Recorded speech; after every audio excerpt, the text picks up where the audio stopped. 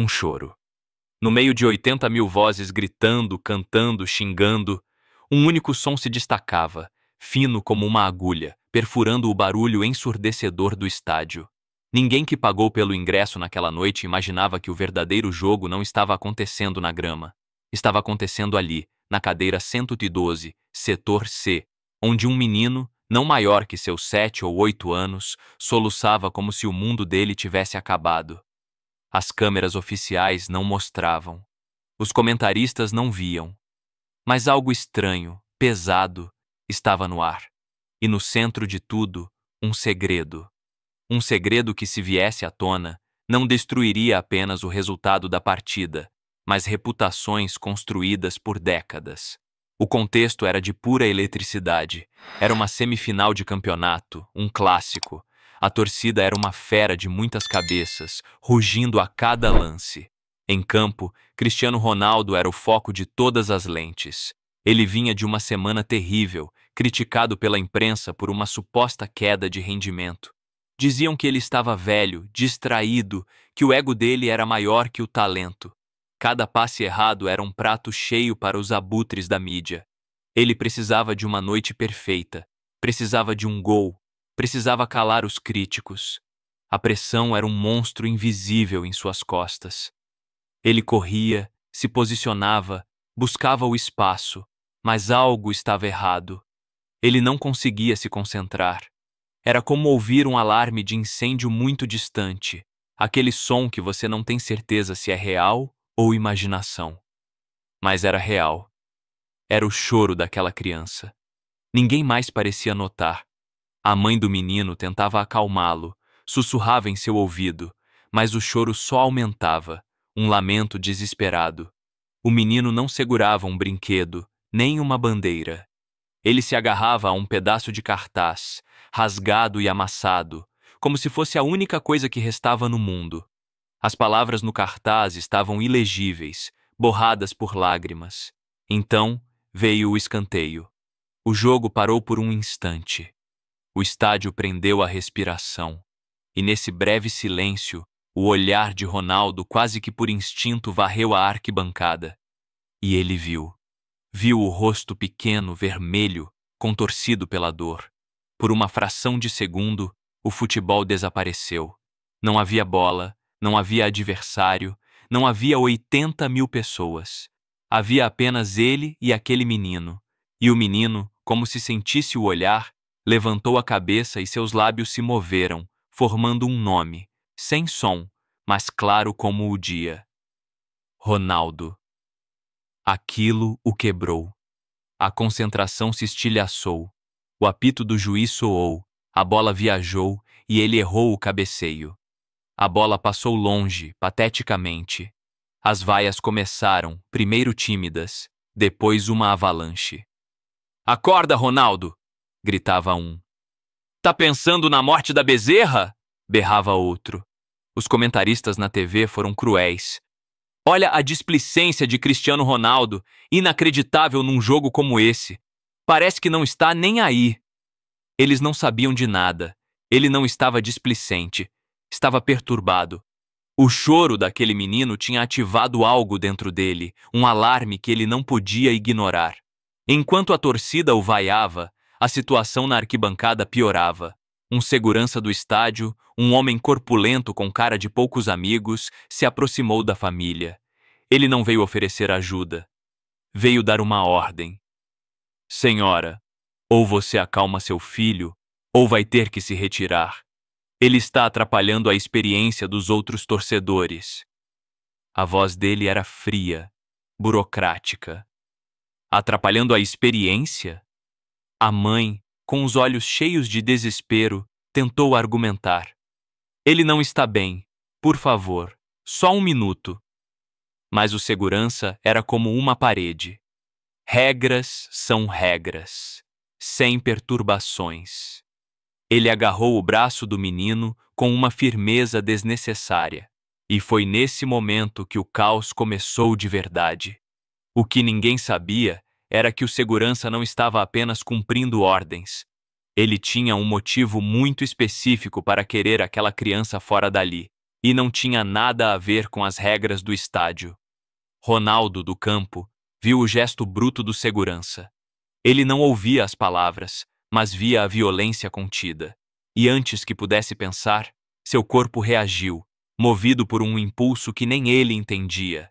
Ele começou a caminhar em direção à lateral, ignorando o jogo, os gritos do treinador, tudo.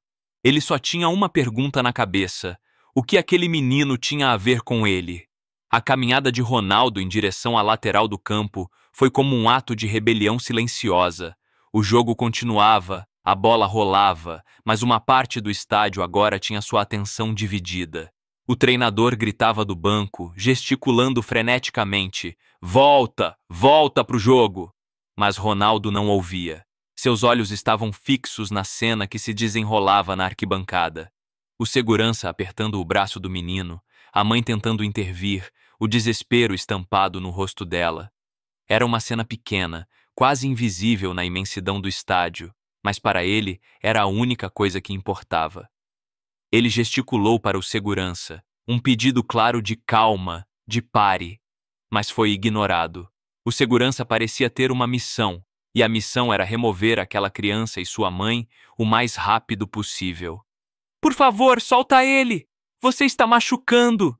A mãe implorava, a voz embargada. O segurança, sentindo a atenção se voltando para ele, ficou ainda mais agressivo. "Senhora, estou apenas fazendo meu trabalho. Se não quiserem sair por bem, sairão por mal." A arrogância dele era palpável. Outros torcedores ao redor começaram a reagir. Alguns, irritados com a distração, gritavam para que a família saísse logo. "Levem esse garoto chorão daqui." Outros, no entanto, começaram a sentir que algo estava errado. A força usada pelo segurança era desproporcional. Um pai de família, sentado 2 fileiras atrás, se levantou e disse: "Ei, cara, calma aí, é só uma criança." O segurança se virou para ele, o rosto uma máscara de fúria contida. "Não se meta onde não é chamado." A tensão era uma bomba relógio. Em campo, o juiz, percebendo a situação e a recusa de Ronaldo em voltar ao jogo, paralisou a partida. O silêncio que se seguiu foi pesado, carregado de expectativa. O estádio inteiro agora olhava para a mesma cena. As câmeras de TV finalmente se viraram para a arquibancada.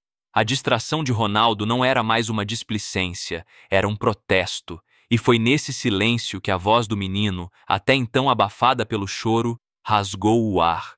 Não foi um grito de dor, mas de acusação.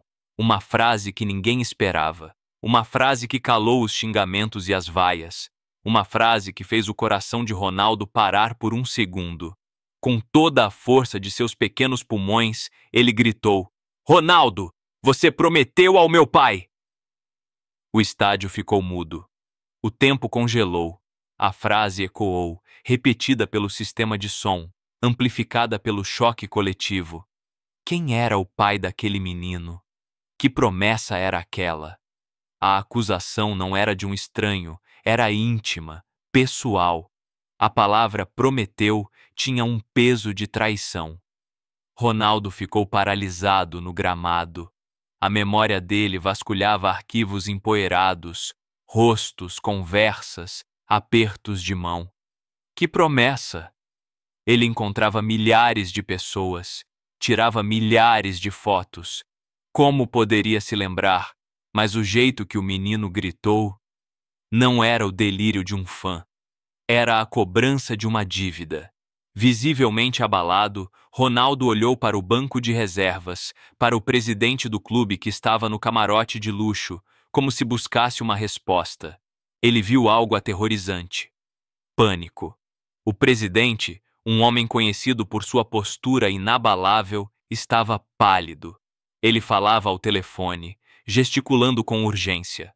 O segurança na arquibancada, após ouvir o grito, pareceu receber uma nova ordem por seu comunicador de ouvido.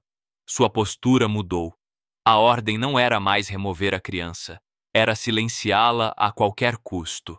Ele largou o braço do menino e tentou puxar a mãe e o filho para um corredor de acesso, para longe dos olhos do público. Mas era tarde demais. O ato de Ronaldo e o grito do menino tinham criado uma aliança inesperada, a torcida. Aqueles que antes vaiavam agora gritavam em uníssono: Deixa o menino! Deixa o menino! Eles sentiram o cheiro de injustiça. Sentiram que estavam testemunhando algo muito maior que um jogo de futebol. Era uma batalha de Davi contra Golias, e eles instintivamente tomaram o lado de Davi. Ronaldo entendeu que não havia mais volta. Aquilo não era mais sobre um jogo, sobre críticas da mídia ou sobre um gol. Era sobre uma promessa que ele não se lembrava de ter feito, mas que agora pesava em sua alma. Contra todas as regras, contra o bom senso, contra as ordens do seu próprio clube, ele tomou a decisão mais impulsiva de sua carreira. Ele começou a correr. Não em direção à bola, mas em direção àquela criança. A corrida de Cristiano Ronaldo da lateral do campo até a beirada da arquibancada foi um dos momentos mais surreais da história do esporte. Ele não era mais um jogador, era um homem em uma missão. O mundo ao seu redor se tornou um borrão de cores e sons. Ele ouvia os gritos de apoio da torcida, o apito desesperado do árbitro e as ordens furiosas do staff técnico, mas tudo isso era ruído de fundo. Sua mente estava focada em um único objetivo: chegar até aquele menino antes que ele desaparecesse no corredor escuro. Dirigentes do clube e membros da comissão técnica correram para o campo, tentando interceptá-lo. Ronaldo, o que você está fazendo? Volte aqui! Você vai destruir sua carreira! Gritava um diretor, o rosto vermelho de raiva. Mas Ronaldo era imparável. Ele os driblou como se fossem adversários. A determinação em seus olhos era algo que ninguém nunca tinha visto antes. Não era a determinação para vencer um jogo, era a determinação para encontrar uma verdade. Ao chegar na barreira que separava o campo da torcida, ele estendeu a mão. Tragam o menino, agora! Sua voz era um comando, não um pedido. O segurança, encurralado entre a ordem de Ronaldo, apoiada por milhares de vozes, e a ordem secreta que recebera pelo rádio, hesitou. Foi a mãe da criança que tomou a atitude. Com uma força que ela não sabia que tinha, ela se soltou do segurança e empurrou o filho para a frente, em direção à mão estendida de Ronaldo. A criança foi passada por cima da barreira, de mão em mão por outros torcedores, até chegar aos braços do jogador. Foi uma cena bíblica, um resgate em pleno estádio. O menino, ainda soluçando, se agarrou ao pescoço de Ronaldo, o choro agora misturado com um sentimento de alívio. Nas mãos pequenas e trêmulas, ele ainda segurava algo. Um envelope amassado, sujo, que parecia ter sobrevivido a uma guerra. Ele o estendeu para Ronaldo. Meu pai, ele disse para te entregar. Ele disse que você entenderia. Ronaldo pegou o envelope. Dentro, uma única folha de papel, dobrada várias vezes. Ele a abriu, ali mesmo, no meio do campo, sob os olhares de todo o mundo. A carta era escrita à mão, a caligrafia de alguém cansado, mas firme. Ronaldo começou a ler, e a cada linha, seu rosto se transformava. A confusão deu lugar ao choque, o choque à tristeza, e a tristeza a uma raiva fria e profunda. A câmera oficial da transmissão, seguindo ordens desesperadas do camarote da diretoria, tentava evitar o close-up.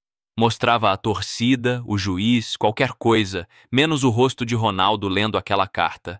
Mas era impossível esconder. As lágrimas que brotaram nos olhos dele eram reais. A carta era de um homem chamado Miguel, um ex-funcionário da equipe de manutenção do clube. Um homem que Ronaldo vagamente lembrava.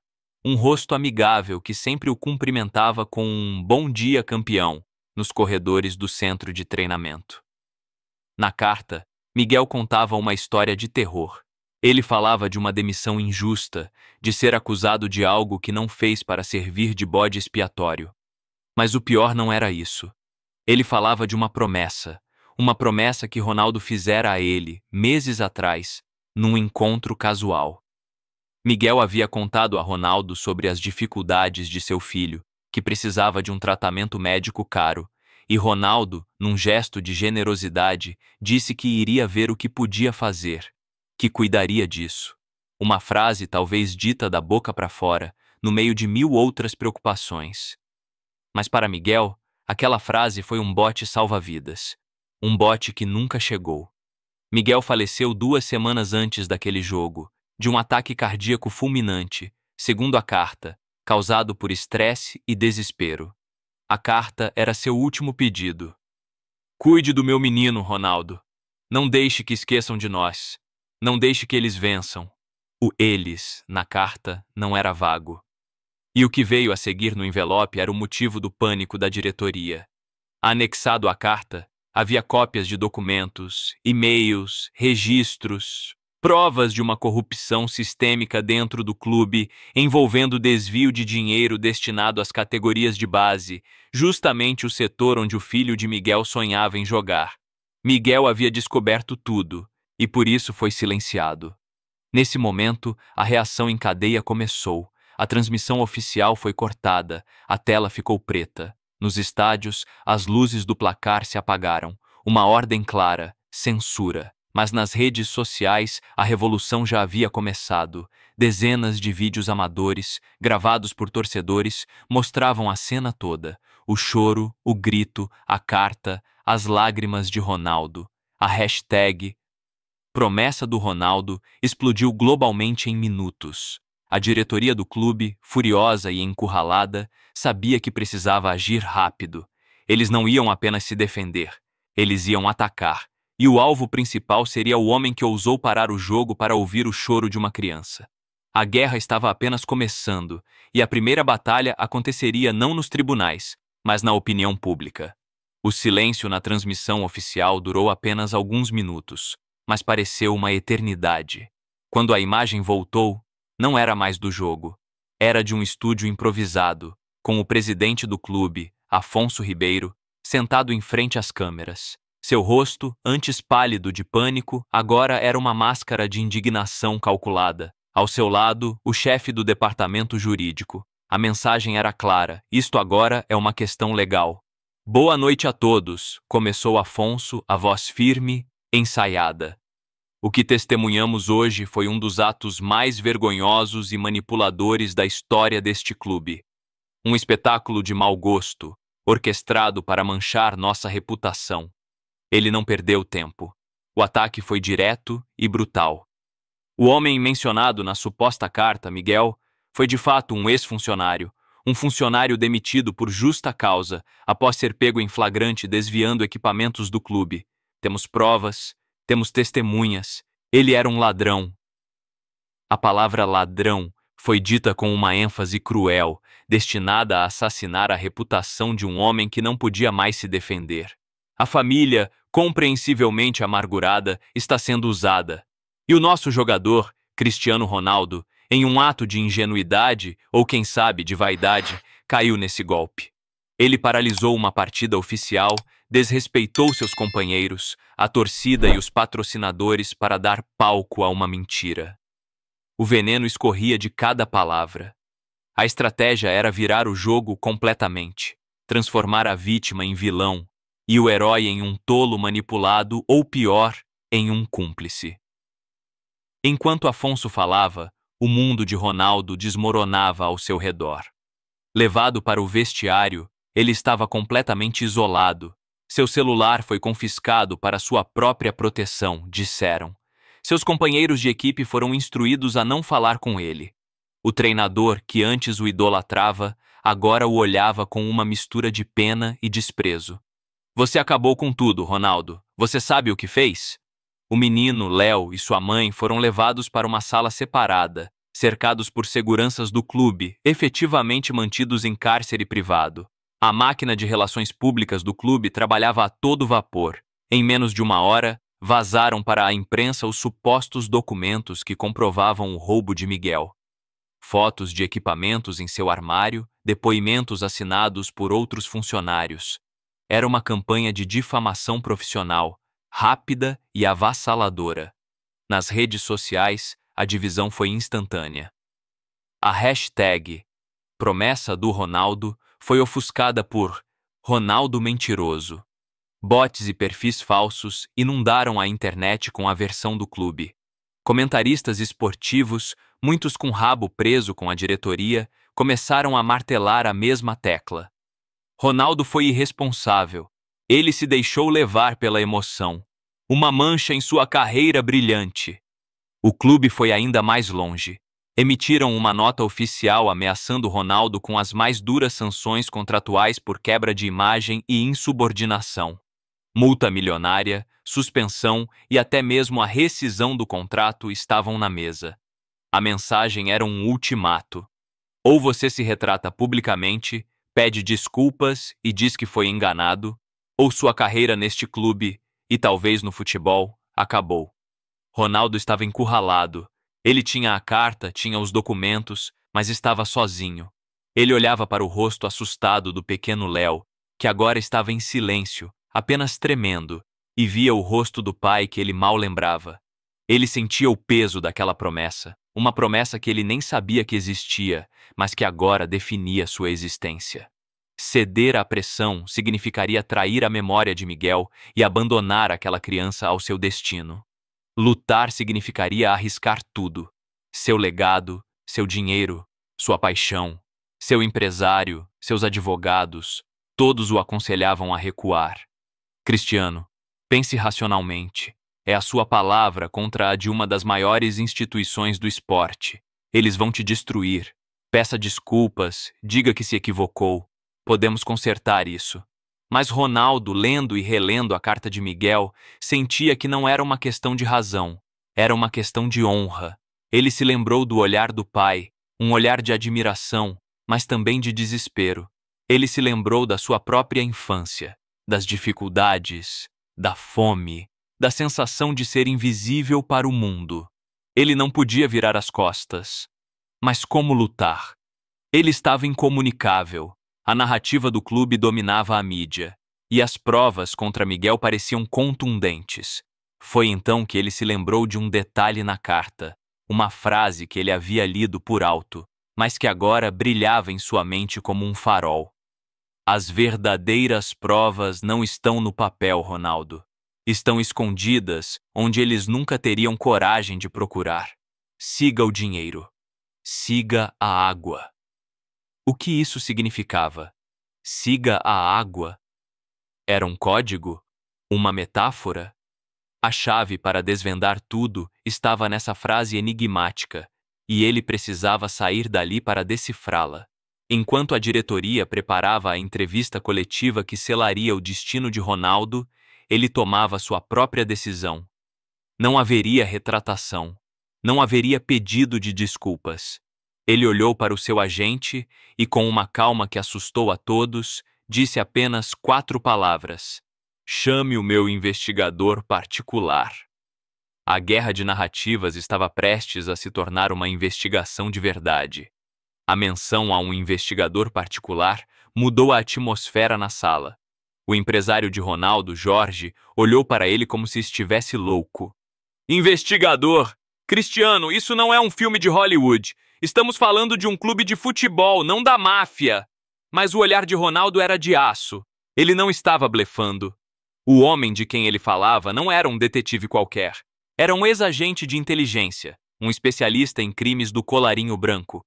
Um homem que Ronaldo mantinha em sua folha de pagamento para auditorias pessoais e para lidar com chantagens e ameaças, algo comum no mundo das celebridades. Seu nome era Bastos, um homem discreto, quase invisível, mas com uma rede de contatos que faria qualquer um tremer. Enquanto Jorge, relutantemente, fazia a ligação, a coletiva de imprensa do clube continuava seu massacre. Apresentaram um ex-colega de Miguel, que com os olhos baixos e a voz trêmula, confessou ter visto Miguel roubando. Era um teatro grotesco, mas eficaz. A opinião pública estava virando contra Ronaldo de forma decisiva.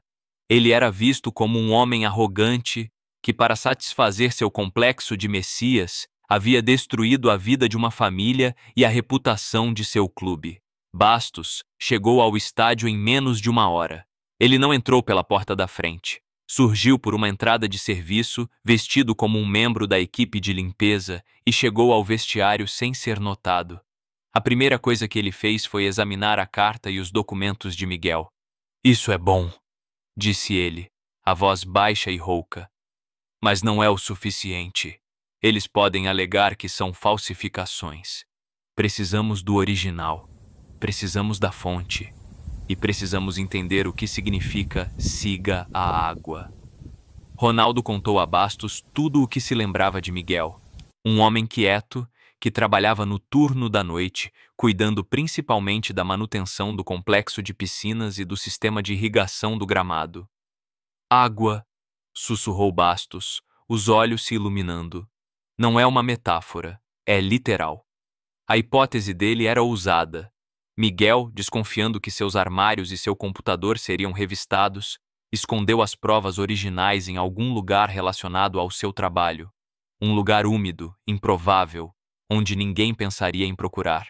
Enquanto Ronaldo era mantido no vestiário, Bastos começou a agir. Usando um microfone e um ponto eletrônico, ele se comunicava com Cristiano, que por sua vez guiava o investigador pelo centro de treinamento, descrevendo de memória os locais que via Miguel frequentar. A busca era uma corrida contra o tempo. O clube já havia conseguido uma ordem judicial para escoltar Ronaldo para fora do estádio, e a mãe e o filho seriam entregues aos serviços sociais sob a alegação de instabilidade emocional e manipulação de menor. Bastos chegou à casa de bombas que controlava o sistema de irrigação do campo principal. Um lugar escuro, úmido e barulhento. Seguindo uma intuição, ele começou a examinar a tubulação principal. Atrás de um painel de acesso enferrujado, ele encontrou um pacote de plástico grosso selado a vácuo. Dentro, não apenas os documentos originais que Miguel havia copiado, mas muito mais. Havia um disco rígido e um diário. O conteúdo era explosivo e ia muito além do desvio de verbas. O diário de Miguel detalhava um esquema muito mais sórdido. A diretoria, liderada por Afonso Ribeiro, estava envolvida em um esquema de apostas ilegais. Eles manipulavam resultados de jogos das categorias de base, pressionando jovens jogadores a entregar partidas. Mas o pior foi o que Bastos encontrou no disco rígido. Havia um vídeo. A qualidade era ruim, granulada, gravada por uma câmera de segurança. Mostrava uma discussão acalorada entre Afonso e Miguel no estacionamento, dias antes da demissão. No vídeo, Afonso ameaçava Miguel dizendo: "Se você abrir a boca, não vai ser só o seu emprego que você vai perder. Pense no seu filho." E então, a parte mais chocante, o vídeo mostrava Afonso entregando um pacote a um dos seguranças do clube, o mesmo segurança que havia tentado remover Léo da arquibancada. E depois o segurança indo em direção ao armário de Miguel. Era a prova da armação. Eles plantaram os equipamentos roubados. Bastos enviou uma cópia do vídeo para o celular de um segundo aparelho que Ronaldo mantinha escondido. O plano estava traçado. Ronaldo não iria vazar para a imprensa. Isso se tornaria um circo. Ele iria direto para a única pessoa que a diretoria não podia controlar: o promotor de justiça do estado, um homem conhecido por seu rigor e por odiar corrupção no esporte. No exato momento em que os advogados do clube entraram no vestiário com a ordem judicial, o celular pessoal de Afonso Ribeiro, que estava no camarote comemorando sua vitória, tocou. Era um número desconhecido. Ele atendeu, irritado. Do outro lado da linha, a voz calma de Ronaldo disse: "Afonso, eu acho que você deveria assistir ao vídeo que acabei de enviar para o promotor de justiça e talvez devesse ligar para os seus advogados, não os que estão aí embaixo, os criminalistas." Um silêncio de morte caiu sobre o camarote. Afonso abriu a mensagem e viu o vídeo. O castelo de cartas que ele construiu com tanta arrogância desmoronou em 30 segundos. Mas homens como Afonso não caem sem lutar. Ele não ia apenas se render. Ele tinha uma última carta na manga, uma cartada suja, desesperada, que não visava mais salvar a si mesmo, mas destruir Cristiano Ronaldo de uma forma que nem mesmo a verdade poderia consertar.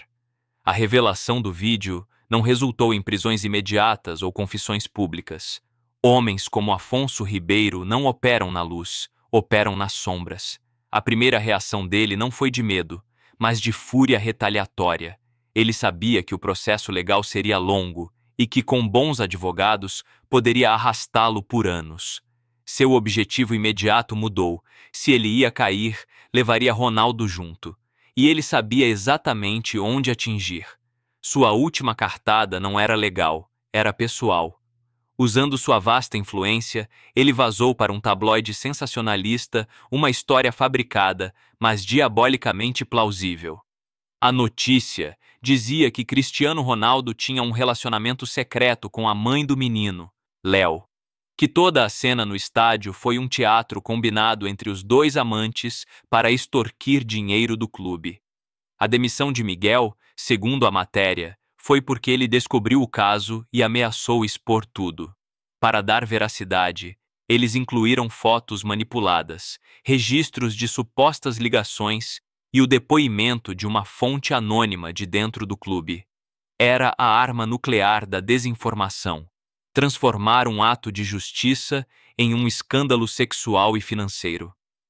A nova história explodiu com uma força ainda maior que a primeira. Era mais suculenta, mais escandalosa, mais fácil de consumir do que uma complexa teia de corrupção. A opinião pública, já confusa, mergulhou de cabeça na narrativa mais novelesca. Ronaldo, que esperava ser visto como um herói, agora era pintado como um adúltero manipulador.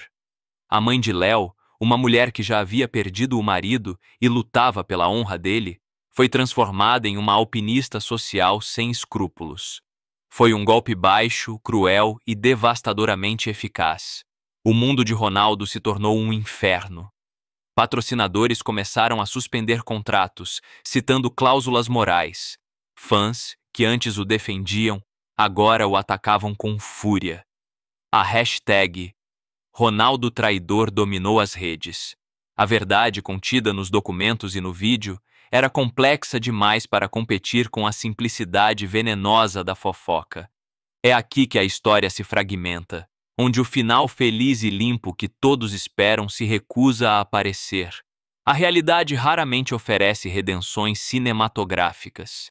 O que aconteceu a seguir depende de qual verdade você escolhe acreditar, pois o legado daquela noite se tornou uma questão de perspectiva.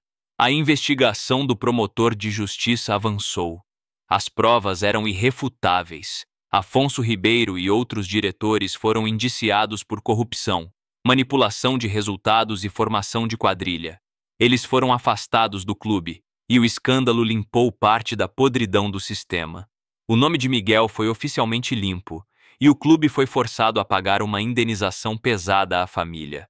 Ronaldo foi absolvido de qualquer irregularidade, mas a mancha do escândalo pessoal nunca desapareceu completamente. Para uma parte do público, ele sempre seria o homem da história do adultério. Ele venceu a guerra, mas as cicatrizes da batalha da opinião pública permaneceram. Ele continuou jogando, mas algo em seu olhar havia mudado para sempre. Uma melancolia que nem os gols conseguiam apagar. A pressão se tornou insuportável. Vendo o sofrimento da mãe de Léo, que era perseguida por paparazzi dia e noite, e do próprio menino, que se tornou alvo de bullying na escola, Ronaldo tomou uma decisão drástica. Em uma coletiva de imprensa chocante, ele anunciou sua aposentadoria imediata do futebol. Ele não mencionou a investigação, não atacou Afonso. Ele assumiu a culpa pelo circo midiático. Disse que suas ações, embora bem intencionadas, causaram dor a pessoas inocentes e que ele precisava se afastar para que a paz pudesse retornar.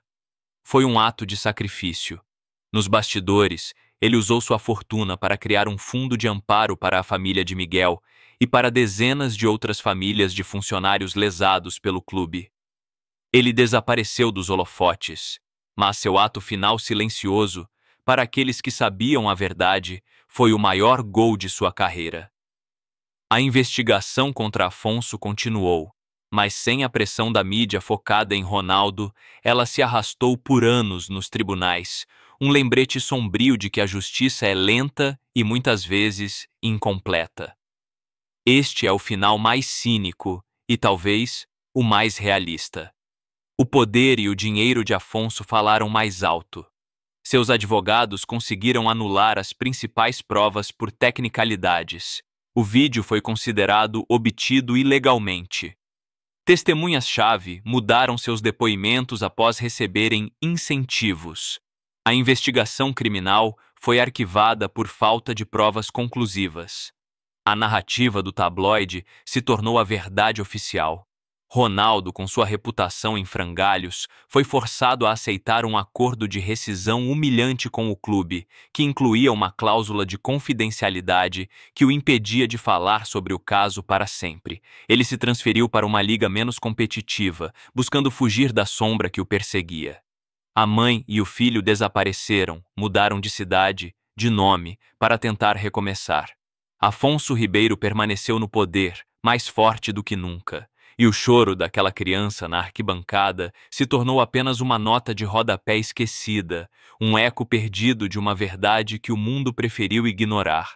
O que realmente aconteceu naquela noite? A verdade, meu amigo, muitas vezes não é uma só. Ela é moldada por poder, por dinheiro e pelo que escolhemos acreditar. Às vezes, um choro de criança não muda o mundo. Às vezes, ele apenas revela o quão quebrado o mundo está. A única pergunta que resta não é sobre o que aconteceu com Ronaldo, mas sobre nós. E você, no lugar dele, teria coragem de parar o jogo para ouvir? Ou teria medo da verdade que poderia encontrar? Deixe seu comentário abaixo. Qual desses finais você acha que é o mais provável no mundo real? Compartilhe essa história, não para que tenhamos uma resposta, mas para que nunca paremos de fazer a pergunta. E inscreva-se, porque as histórias mais importantes raramente são as que têm um final feliz. Essa história mexe com a gente, não mexe? Dá um nó na garganta. Porque no fundo, a gente sabe que aquele estádio lotado não é só um estádio, é o nosso trabalho, é a nossa roda de amigos, é a nossa timeline nas redes sociais. É o mundo, um lugar barulhento, frenético, onde todo mundo está focado no jogo principal. A nossa própria vida, a nossa carreira, os nossos boletos para pagar, os nossos sonhos para conquistar. E no meio dessa correria toda, o que a gente faz quando ouve, bem baixinho, o choro de alguém na arquibancada? A primeira grande lição que essa história esfrega na nossa cara é sobre a invisibilidade seletiva. Nós aprendemos a não ver. Aprendemos a filtrar os ruídos que nos incomodam. O choro do menino Léo, para 99% daquele estádio, era só isso. Um ruído. Uma perturbação na experiência do torcedor. E quantas vezes a gente não faz o mesmo? Quantos miguéis trabalham ao nosso lado, nos corredores dos nossos escritórios, nos servindo um café, limpando o nosso chão, com um sorriso cansado no rosto, carregando um mundo de dores que a gente simplesmente escolhe não ver? Porque olhar dói. Porque reconhecer a dor do outro exige uma pausa no nosso próprio jogo, e parar o jogo tem um custo. Cristiano Ronaldo, naquela noite, não era o CR7, o atleta milionário. Ele era só um homem que, por um instante, se permitiu ser vulnerável. Ele quebrou a regra de ouro do nosso tempo. Não se envolva. Ele viu o invisível. E a pergunta que fica martelando na nossa cabeça é: nós teríamos essa coragem? A coragem de parar a nossa partida importante, aquela reunião decisiva, aquela entrega de projeto, aquela busca por uma promoção, para perguntar a um colega de trabalho: Ei, você está bem mesmo? A coragem de questionar uma injustiça que não nos afeta diretamente. A gente vive numa cultura que aplaude o foco, a determinação, o sangue nos olhos para vencer. Mas essa história nos lembra que a verdadeira grandeza talvez não esteja em fazer o gol, mas em ter a sensibilidade de perceber que alguém ao seu lado não tem mais forças nem para torcer. A segunda lição, e talvez a mais dolorosa, é que a verdade não vence sozinha. Isso não é um filme da Disney. No mundo real, a verdade precisa lutar, e muitas vezes ela apanha, e apanha feio. Veja a reação do clube. Uma máquina de relações públicas, advogados, dinheiro e influência. Tudo mobilizado não para encontrar a verdade, mas para construir uma narrativa mais conveniente. Eles transformaram uma vítima em vilão e um herói em cúmplice. E o público? Embarcou. Porque a mentira era mais simples, mais escandalosa, mais interessante. Isso é um espelho brutal da nossa sociedade. Vivemos na era da pós-verdade, onde uma mentira bem contada, repetida 1000 vezes em grupos de WhatsApp e perfis falsos, tem mais força do que uma verdade complexa e documentada. A história de Ronaldo nos ensina que ter a prova na mão não é garantia de vitória. Ter coragem e integridade te coloca na arena, mas a luta contra o sistema é desleal. O sistema não joga para ganhar, joga para destruir o adversário. Ele não ataca seus argumentos, ataca sua reputação, sua família, sua sanidade. E é por isso que tantos se calam. O medo de ser massacrado pela máquina é maior do que o desejo de justiça. E isso nos leva aos múltiplos finais. A vida real é feita de finais ambíguos, de vitórias com gosto de derrota, de sacrifícios que ninguém vê. Talvez a maior lição de todas seja essa: fazer a coisa certa não garante um final feliz, garante uma consciência tranquila, e no fim das contas, talvez seja só isso que a gente leve daqui. Ronaldo, em qualquer um dos desfechos, perdeu algo: contratos, a paz, talvez a carreira. Mas ele ganhou a única coisa que o dinheiro não compra e que o poder não tira: a dignidade de poder olhar para o menino Léo e dizer: eu não te abandonei. O que a gente faz com isso na nossa vida prática? A gente começa a treinar o nosso olhar, começa a prestar atenção nas pessoas que o sistema faz questão de tornar invisíveis. A gente para de aceitar narrativas prontas, mastigadas, e começa a fazer perguntas difíceis. A gente entende que tomar uma posição tem um preço, e se pergunta se estamos dispostos a pagá-lo. Não precisamos parar um jogo num estádio lotado. Às vezes a nossa parada de jogo é defender um amigo de uma fofoca no trabalho, é não rir de uma piada preconceituosa, é usar o nosso pequeno privilégio para amplificar a voz de quem não é ouvido, é ensinar aos nossos filhos que empatia vale mais que popularidade. A jornada do herói moderno não é sobre matar dragões, é sobre enfrentar a burocracia, a desinformação e a nossa própria indiferença. É saber que, mesmo que você perca a partida para o sistema, o simples fato de ter entrado em campo por uma causa justa já te torna um vencedor no único jogo que realmente importa, o da sua própria consciência. O verdadeiro placar da vida não é medido em gols, mas em dignidade. E a promessa que aquela criança cobrou de Ronaldo é a mesma que a vida cobra de nós todos os dias. A promessa de sermos humanos, acima de tudo. E essa reflexão toda, essa provocação, é o coração do que a gente tenta fazer aqui neste canal. Não é só contar uma história, é usar a história para fazer a gente pensar, para cutucar a nossa zona de conforto.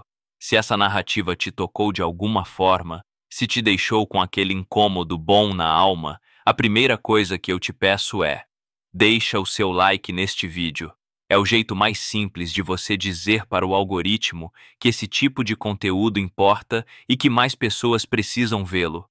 A segunda coisa: compartilha. Manda naquele grupo da família, para aquele amigo que você sabe que também se importa, para aquela pessoa que talvez precise de um empurrãozinho para não desistir de lutar pelo que é certo. Vamos fazer essa mensagem ecoar. E claro, se você acredita que precisamos de mais histórias que desafiam, que inspiram e que nos forçam a ser melhores, se inscreve no canal. Ativa o sininho para não perder nada, porque a gente tem muito mais para conversar. Mas o mais importante de tudo é a sua voz. Eu quero te ouvir. A pergunta que fica, e eu quero que você responda com toda a sinceridade aqui nos comentários, é: no lugar do Ronaldo, no seu próprio jogo, você teria coragem de parar a partida? Vamos criar uma discussão honesta sobre isso. Não existe resposta certa ou errada. Existe a nossa verdade. Obrigado por ter ficado até aqui. A gente se vê na próxima história. E até lá, não tenha medo de ouvir os choros que o mundo tenta abafar.